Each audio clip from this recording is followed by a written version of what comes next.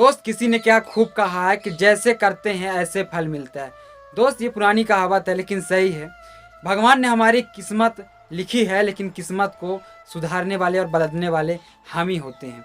दोस्त आज एक छोटी सी कहानी समझते हैं कि आखिर हमारे जीवन में कहीं ना कहीं अच्छा बुरा का फर्क क्यों और कैसे और कब पड़ता है। दोस्त एक साधु की कहानी है। वो साधु एक बहुत ही प्रचलित साधु था। वो साधु एक जंगल में जाके तप कर रहा था। जब तप कर रहा था तो वहाँ से एक फकीर निकलता है। अचानक देखता है कि वो साधु तप करते करते गिर जाते हैं। जब वो साधु गिर जाते हैं तो वो फकीर देखता है, उसको उठाता है और वहाँ से मतलब पानी वगैरह उसके सर पे डालता है, मुँह धुलता है और उस साधु को होश आता है और वो फकीर को वो साधु यूं ही देखता रहता है। और वो फकीर जो होता है तो वहाँ से चुपचाप निकल जाते हैं। जब चुपचाप निकल जाता है तो वो जो फकीर होता है मतलब सोच में पड़ जाता है कि ये मतलब निकल गया, मेरा सहायता किया, मेरा जीवन बचाया, इसको थैंक यू भर धन्यवाद तक नहीं दे पाया।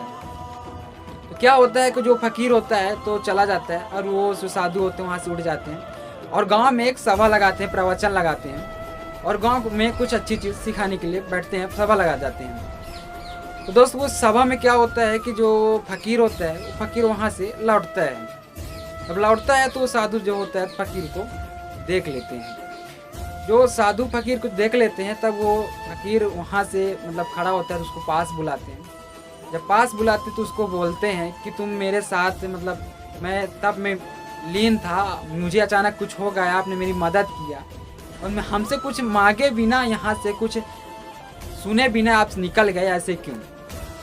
और तुमको मतलब ऐसे कौन सी चीज़ है, कौन ऐसा सिखाया कि मतलब किसी इंसान का, किसी चीज़ का हमें रिस्पेक्ट करना चाहिए, हमें उस चीज़ की सहायता करना चाहिए, अगर कोई मुसीबत में उसकी सहायता करना चाहिए। तो वो जो फकीर था बोला, महाराज जो आपसे सीखा है और आप ही के काम आ गया उसमें थैंक यू लेना, आपका धन्यवाद लेना, ये आश्रय मुझ पे नहीं आपके खुद पड़ जाते हैं। साधु बड़ा अटपटा हुआ, समझ नहीं पाया कि आखिर ये बोल क्या रहा है। वो फकीर था, समझाया कि महाराज आप गांव-गांव में प्रवचन देते हैं और वही एक गांव से मैं हूं जो आपका प्रवचन सुना हूं।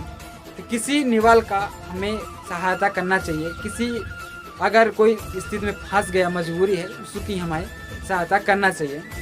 तो आप ही के प्रवचन के कारण मुझे वो जानकारी मिली, ज्ञान मिला और वो आप ही फंस गए जंगल में, आपका मैं सहायता कर दिया।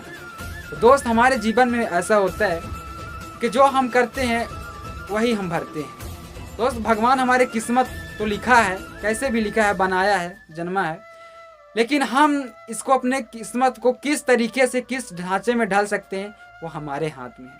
दोस्त एक ही बात कहेंगे कि सब कुछ करो लेकिन ऐसा कुछ ना करो जो अपने देश के अहमियत और इज्जत को बेकार करे।